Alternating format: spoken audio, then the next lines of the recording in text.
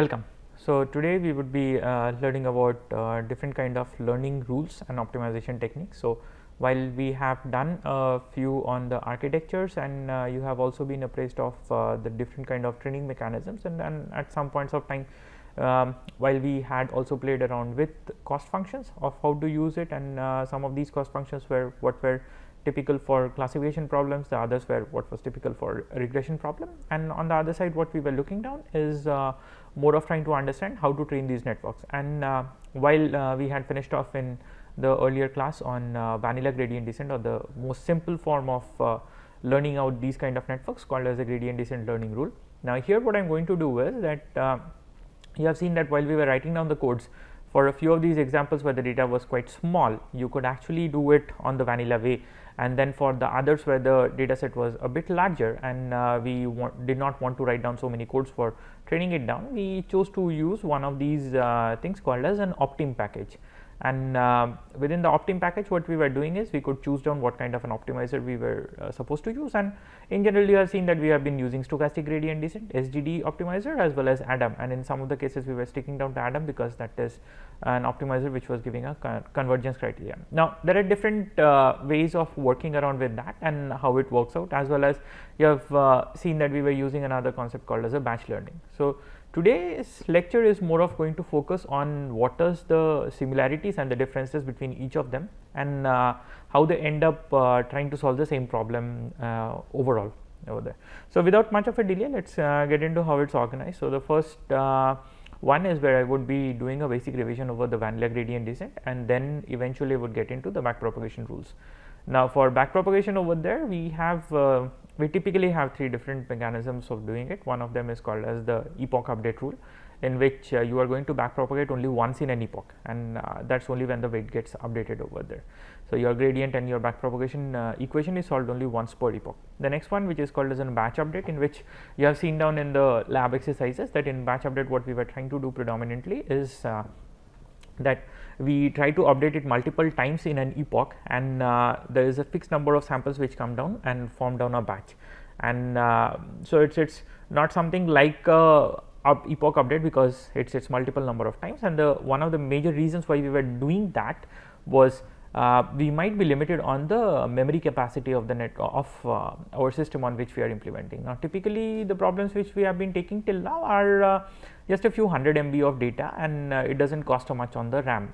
Most of your system RAMs are greater than 4 GB, so it's not much of a tedious task over there, and in fact you can load the whole data set on the GPU as well if you have a decent config of a GPU available with you.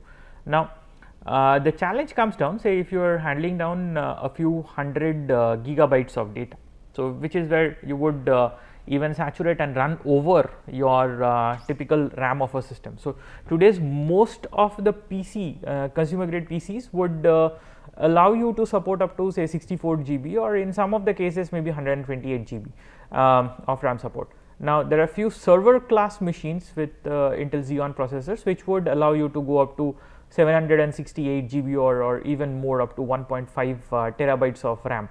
So however, the challenge is that all of you are not going to get an access to that one, and it significantly costs. I mean, those systems are about 10 to 20 times more costlier than most of your typical desktop grade computers. But then that doesn't restrict you that if you have a desktop grade machine that you will not be able to actually work out on any of these bigger large size data sets. Say 100 GB is typically what would be there for any of the video problems which you would deal with. So if you are looking into autonomous driving kind of problems and or any kind of video analytics which will come down a bit later on, you will have these large kind of things. And even imagine trying to solve the whole ImageNet from scratch. I mean, that's also going to take you that much amount of space over there. So in those kind of cases is where batch update comes of help, and what you have seen down is within your PyTorch environment, batch update was basically a single function call. So you had to do your data loader and configure it out, and that just solves it out. So today I am going to get into the whole mechanism as to how this whole mechanism works out. And last but not the least is what is called as a sample update rule, and in which, like, for every single sample which goes into the network you have one backpropagation. Now the costliest of all is the sample update rule, but you would be seeing, so in the subsequent one where we have the tutorial on each of these being used, you would be looking down at, while it's the costlier one, but then by virtue of multiple number of updates what comes down, it would technically take down lesser number of epochs to converge as well. However, the dynamics is also very high, so there is no guarantee that it will always converge.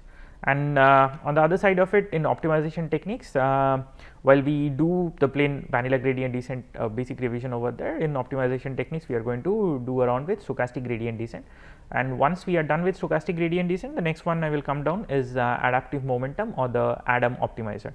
Now these are not just the like these two are not just the only one which are available. So you have conjugate gradient descent, you have LBFGS, you have a multiple of those, any of these convex optimization techniques which are available over there. However, given the fact that we are dealing with a piecewise convex function which we need to optimize over here within our neural networks, these two are the most commonly used, and commonly used in a sense that they have been found for majority of the problems. The community has found guaranteed convergence with these two, as well as the fastest convergence and least amount of variation on the run over there. So that's the reason why we are just taking down to these two mechanisms and explaining you around that. Okay. So let's get into revising this vanilla gradient descent. Now what comes down is we will start with the basic neural network formulation and how we had come down to the gradient rule over there. This is more of just to get you a revised concept, and we are going to take all of those concepts subsequently down the lectures, and for that it's always good to just have the notions and notations once again clear in your mind. Now say that I just had a 3-dimensional input over there, which are 3 different variables x1, x2 and x3 coming down from 3 different sensors. That's how I was explaining in the earlier case, and then it's going down and linked down to one of these predictive vectors, one of the predictions P1, and since it's a predicted state and not the true state, for that reason it's called as P1 hat. Okay. Now over there how it's related down is the first part is just a linear summation over there with weights coming down, and then subsequently what you have is a non-linearity imposed on top of it. And now once that part is done, so this is for your first prediction. Now for the second prediction, it would again keep on going in a similar way. So in the second prediction it gives you for P2, and then you have your equations coming down for P2, and similarly you can keep on getting it down for any of the kth neuron over there connecting the jth neuron, and then you get your PK hat. Now once this set of equations comes down over there, you have your all the p's. Now you can actually write them down in terms of some sort of a tensor representation, where all of your y's get represented in terms of a tensor, all the biases get represented in terms of a tensor, and then your weights are what were all say row matrices over there. You just you placed one row matrix below the other row matrix, and subsequently you got a 2D matrix over there of your weights coming down. Now with that you have this very simple equation which is just a tensor product, inner product over the weight and bias matrix and the input matrix, and then you have a non-linearity imposed on top of it. And since all the y's are independent of each other, each element of y is independent of each other, and it's a tensor over there, and the non-linearity is a scalar function, so you can pretty much apply the non-linearity on the tensor, and the output is also going to come down as a tensor. So that's clean and clear with us. Now the point was, in terms of error, what we could do is we could measure down the error for each of these predictions over there. So for the first prediction I have one error, for the second prediction I get my error, for the and then if we want to generalize it out, what we would typically end up getting is a Euclidean distance between the predicted variable and the true state of the variable. So the true state of the variable which I would like to predict is what is p, and the predicted state of the variable is what is p hat, and then my Euclidean distance is just going to be a scalar quantity over there. Now this would bring me to a point where I can have one unified metric for measuring what is the total performance or what is the total amount of error the whole system makes, and that's quite good because now I have a scalar metric in order to do it, and that's what we were doing. So these errors over here for us in classification, you could do a negative log likelihood, you can do a binary cross entropy, and in case of regression you could do a mean square error, you could do a L1 norm over there. So there were multiple ways of it which we were doing over there. Now nonetheless, the only imposition which was imposed is that in some way this error function over there needs to be differentiable, and as well as for the whole network to sustain over there, you also need to have the transfer functions and the network, all of these relations as well as differentiable. Now, that brings us to the point of error backpropagation. Now, typically what we have during error backpropagation is we would be following this standard error backpropagation rule, in which the future state of my weight w of k plus 1 is what is dependent on the previous state of my weights over there, and then you subtract this extra part of it, which is the error. Now, this error is something which is derived from the gradient of the cost function with respect to the weights which are coming down, and since the cost function is a scalar quantity, but the weight being a tensor over here, this derivative over here also turns out to be a tensor. Okay. Now, how it comes down is that you have your number of samples given down to you. So, say your training set over here has x number of samples. Now, within a current epoch, so within any given epoch k, when your weights are at a certain value. So, when k is equal to 0, you would initially start down with purely some random values of weights over there. And now, with those random values of weights, whenever you set an input of x1, so x1 over here is no more one input from a sensor, but then this is just one timestamp or one instance or a sample of those set of inputs coming down. So, x is a tensor, you see that written in bold, x1 is the first sample, x2 is the second sample, x3 is the third sample, and this is how it goes down.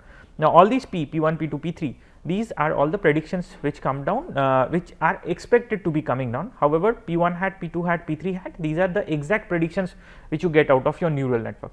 And now, based on these true classes, or say the true value if you are solving a regression problem, or true class if you are solving a classification problem, you can actually use this. So, let's look into just the pure regression form of here, which is trying to do a L2 norm minimization or a Euclidean distance minimization.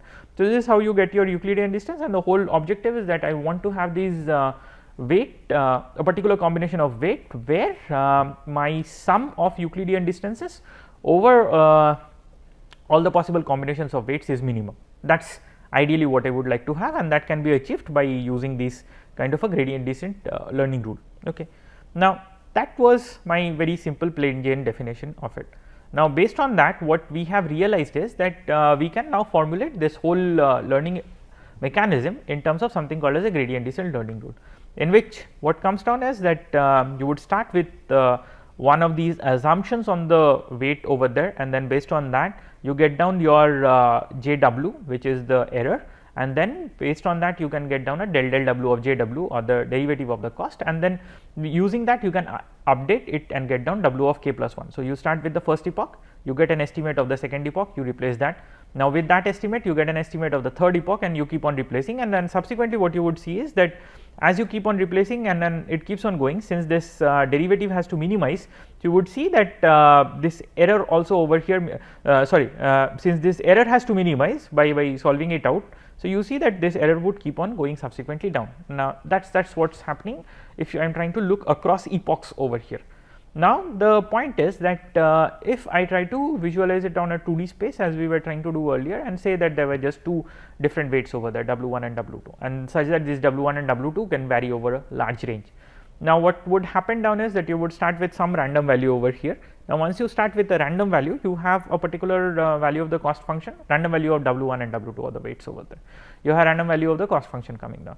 Now, based on that, you have your error computed, which is JW. Now, based on JW, you can take a derivative of JW. Now, using that you update, you get a next estimate of W. Okay. Now, this next estimate of W is because the W or the weight over here has changed. So, this has shifted over to some other point over here. So, that is at my second epoch. Now, it does not necessitate that at the subsequent epoch that your error has to always go down. Now, that is something you are trying to achieve, but it does not necessitate that it will always go down. Now, if the error is a convex function, it would always, so convex function is something like this kind of a slope where you have one minima point over there. Now, if it's that's the condition, then obviously it's going to come down. However, what we see is that it keeps on changing, and then these weights also keep on changing, and subsequently what happens is that it comes down to a minima point. And now, if you had a mechanism in which you could like really play around with all the possible values of W's over here, then you would get down that this JW will be some sort of a surface over there, and then this part of it, if we are restricting our w's within this small part over here, then obviously this minima, there is one unique minima point over there, and that's a cost function. However, if you want to play around with this whole part, then that's not a convex function, because there are multiple points which have minima and maxima coming down, and sort of like all minima locations over here are equivocal minimas, and that's what something creates a major challenge for us. However, with plain Jane or the vanilla gradient descent, the very simple mechanism is that you start with a point and then assume that there is a local minima or which is absolute minima for you, and then that's somewhere in the neighborhood, and I will be able to come down to that position. That's what we are trying to do. Now, what we were essentially doing is that in order to solve all of this, we needed to do the gradient computation, and for that the whole idea was that if I have a very simple perceptron model over here such that I am predicting out only one value p hat using three different inputs, three different scalars x1, x2 and x3, then this is what this whole equation would break it down to. So, your del w of jw would actually be a product of a few partial derivatives, because your jw is something, the cost over there, the cost function does not have w in itself. So, it just has the prediction over there. So, it is a del p of jw. Next is that the prediction over here, this p is dependent on this y over here in terms of the nonlinearity. So, that is the next part over it, and then finally, this y is dependent on all of these w's. So, you have a del w of y, okay, such that the first part is what is called as the derivative of the cost function, the second part is called as the derivative of the nonlinear transfer function, and the third one is the derivative of the linear network, and you need all the three derivatives to exist in order for the gradient to be computed. Okay. Now, for a multi-layer perceptron, the challenge was that here it was pretty simple, you had one output and just a simple connection, but then here you have subsequent number of them, and you do not know what is the state as the output of each of these. If you knew what is the ground state or what is the ideal expected value at the output of each of these hidden layers, then it becomes easy, because then you can optimize one layer at a time. However, this is not what you have it for the whole set coming down over here. So, the idea over here is trying to break it down in a layer wise fashion, such that if for a dth layer I am trying to compute out, then I would be breaking it down over there, and then finally for the first layer I get down my del w as x, and then this is what we were doing. Now, on this whole thing, if you write it down cumulatively as one single update rule, then this is the gradient which comes down, where the first part is what is called as the derivative of the cost function or the nabla of jw.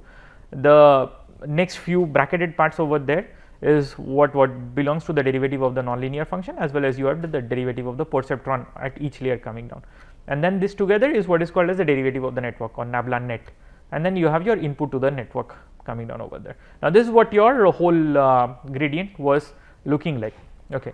Now, in my learning rule, what I was doing is that for any given epoch, what I would do is I have my weights available to me. So, I would do a forward of x and get down my prediction over that, then I would compute my error, and then I would compute my derivative of my error. Now, once that is available, I compute the derivative of the network, and then I update my w, and this update goes down one step at a time, and that is the reason why it's a back propagation. So, from output stage to the input stage it goes down, and then you go it back to step number 1, and if until your error is below a certain limit, you just keep on updating this one. So, it's an iterative process which keeps on going over there. Now, once it's over there, then you can end it out. Now, these were a few things on your codes which you were doing now, but typically in terms of what is a forward, backward, and then parameter update over there. Now, the point is we wanted to get into what were these different kind of backpropagation rules. Okay. So, one of these very famous one is what is called as an epoch update rule. So, over here what happens is that you do a forward pass, and then you keep on accumulating all the errors, and then in one shot you just update the weight over there. Okay. So, typically what you have is, say I have n number of samples in my training set, such that within any given epoch I am going to take down these n number of samples as my input over there. Now, for so that's a pretty straightforward, because you will do one sample at a time, and then you keep getting all of this, and then you get down your basic amount of errors. So, this error is what you compute at the kth epoch. So, if my weight at the kth epoch is wk, then I get my j of wk. So, I just choose to remodify these variables a bit and write. Now, when I am computing my nabla of j of wk, which is the derivative of j of wk, then that is what is corresponding to each of these samples xn, and so for each xn I will get down 1 derivative. Okay. Next, for my network also, because for each single sample input over there is a different value of my derivative coming down. So, I keep each of them. Now, the point is that when I want to do a weight update in an epoch, so I can just do it only once, I cannot do it for each sample, because that just defies my whole constraint. So, what I need to do is somehow I need to map down this complete amount of derivative onto something coming. Now, the point is, in the earlier one we had looked that my del w of jw is something equal to nabla of jw into nabla of net into xn, right. So, derivative of my cost function into derivative of my network into my actual input which was given down over there. Now, since here I have these computed for each sample over there, what I would technically do is I will take an average over all of them. So, my simple point is that my derivative is an derivative of the cost function over the weight space at a given epoch is an ensemble or is an average over all the possibilities which were there at each of these samples. So, for some of the samples it might be a 0 gradient, that is okay. For some of the samples it is very high gradient, but I take this average value over there and solve my purpose. Now, that makes it easier because my update rule is now pretty simple, that I need to update it only once. So, these are what will get calculated for every sample which goes into it, but then I keep all of these values stored down, I take average over all the values and then I do one update at a time. So, that is pretty simple, straightforward going down over there. Now, that is what is called as an epoch update rule. Now comes a challenge. Now, say that I give you a data set which is about 100 GB in size. Now, for most of your systems you will not have 100 GB of RAM available to you. Now, the only option is that you keep on storing all of this as a swap file into your swap partition. If you on a Linux system, if you are on a Windows system, then you would be doing a paging over there and just storing it as a page. Now, hard drive IOs are what are too time consuming. Theoretically it looks pretty good, I mean I have hard drive over there on which I can do, but then the data storage rates are a few hundred times slower than the data storage rates and the acquire rates on a standard RAM. Now, that is the challenge which we have over here, and which is what got solved out with a batch update rule quite easily. Okay. Now, in a batch update rule what happens is that say that I am given down this n number of samples over here, and this n is something in the order of a few billion, such that this is something say tens of billions, and then your data set is quite above 100 GB. Okay. Now, instead of taking all the samples together, what I would do is I would group it down. So, I would say over here I take just 2 samples, I can take multiple samples over there as well.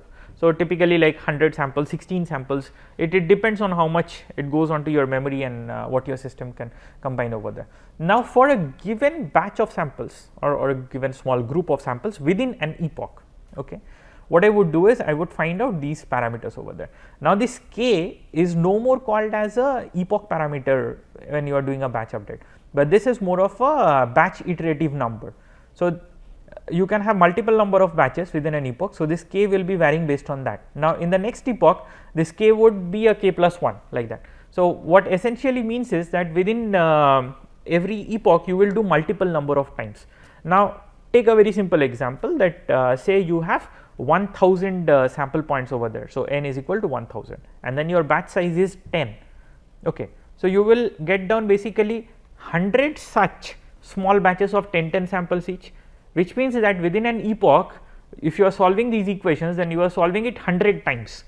Okay. Now, obviously it is computationally more expensive than the earlier mechanism of one single shot update on of an epoch, because there it was updating only once. Anyways, these gradients and everything is what you are computing down per sample case. So, that computation remains constant. However, here what it was happening is over there you were doing it only once, here you are going to do it 100 times. Now, that is a change which comes in, because these weights are not a small number, they are a large matrix which you will have to keep on modifying. The next challenge which comes down is that when you have this kind of a total epoch update rule, the major problem is that you will have to keep on storing all of these and you will have to load all the data in one single shot. Now, that is not something which is feasible.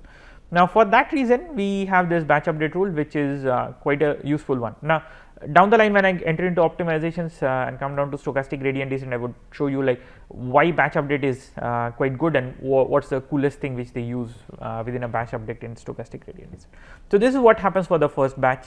Next, once that is done, so with the weights which were updated in the previous one, you would again compute and get this one for the second batch, and then you solve it out, and then you keep on doing so on and so forth, such that you end up the last batch, and then this is how it keeps on going. So here it's no more called as a batch and an epoch, but more of these k is what is called as the iteration factor. And there are crazy different ways. So some people, what they do is they keep on subsampling and taking multiple iterators as well. So that's also an interesting way of doing it out. The next one is what is called as a per sample update rule, or also a sample update rule. Now this is something similar to the vanilla gradient descent, in which what you try to do is that for every single sample you will be updating. Now the example comes down pretty simple, and you can actually look into your batch update rule and from there find out like how it works out. Because the idea is that if your batch size becomes 1, so what you essentially have is one single sample going through it. Now that's what we essentially do. So you pass down one single sample. Now for this sample you compute out your factors over there. Now if you look over here, what I did is I have changed this iterator factor to nk. Now because n is the sample number over there and k is the number of epochs on which you are going down, so it makes it easier for me to map it on. However, now since it's just for one sample, so you don't need to have an estimator running to get it down. So that's the change which comes down over here, and then you have an update. Now you do it for the first sample, you have the weight updated. Now you do it, so this is when the backprop happens and the weight update goes down. Then you do it for the second sample, you do a forward pass, you compute all of your parameters over here, then you get your gradient, and then you do a weight update. Now once that is over, you repeat the same thing for the third, and then you keep on doing so on and so forth till you reach the last sample. Now what you would realize over here is it's a good way, because you are doing more number of updates, and in fact what you would realize is that if you are plotting it down in terms of number of epochs taken down, then in the next lecture where we do the lab, you would realize that it would take you less number of epochs, really less number of epochs to do it. However, each epoch is going to be very time consuming. So the total time consumed way, if you look into it, you would find out that this is not something which is economically feasible to do. Now I leave that part to the next lecture, where I would be showing it with an exercise. We will be solving the same network optimization using 3 different ways, and then find out like which is something which is suggested typically to do. So I leave that as an interesting point for the next lecture. Now having said that, these were the different kind of update mechanisms. The next point which you have is trying to choose an optimization technique. Okay. Now over here, one very popular one is what is called as a gradient descent technique. So I will show you one epoch. So just between 2 epochs, what's the difference which comes down. Now we'll start with the plain simple batch mechanism of update. So see, when batch number becomes 1, it basically boils down to the per sample update, and that is something which is similar to the exact vanilla gradient descent. So there is no change over there. Now for stochastic gradient descent, you will have to either use a batch or you will have to have an epoch. But then for epoch, it doesn't make a change. When we go through this batching thing, you will realize why it doesn't change for the epoch. Okay. Now over here in stochastic gradient descent, what we typically do is that you have your training sample. So you find out one of the batches over here. So if this is your batch, then for one of these batches, this is the set of equations which you will be solving out, and then you keep on repeating over the different batches. For the second batch, you again have this one, and then this is what is solved on, and you end up coming to the last batch. So this is for my first epoch, what I have done. Great.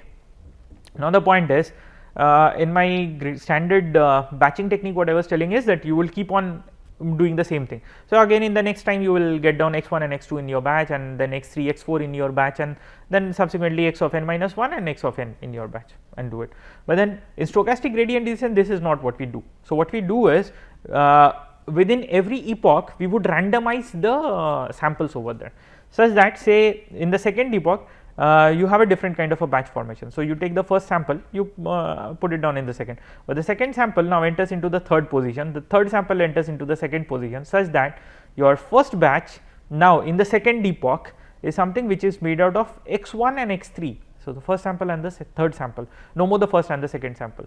Now what this would change is that because of this change over here, so obviously the nature of this expectation as well changes, and that's the reason why you get down a good amount of variance by just twiddling out the sample. So, this will reduce any kind of a local lock-in condition. So, sometimes it might happen that 2 or 3 samples always whenever they come down in a pair or a certain way, then this expectation over there. So, individually one might have a positive gradient, another might have a gradient negative gradient, but both of the same magnitude. So, this expectation would end up becoming 0, and essentially there is no update going down, whereas the total error over there is really high.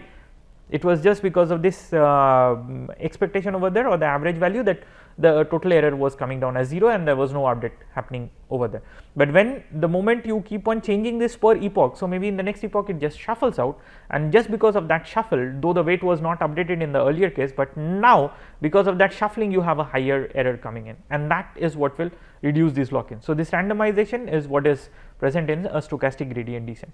So, and stochastic so the stochastic gradient comes from the concept that instead of estimating the ideal value or the absolute value of the gradient in one epoch, we are just estimating it in terms of a fixed number of samples in that epoch, and that number of samples is what is called within the batch.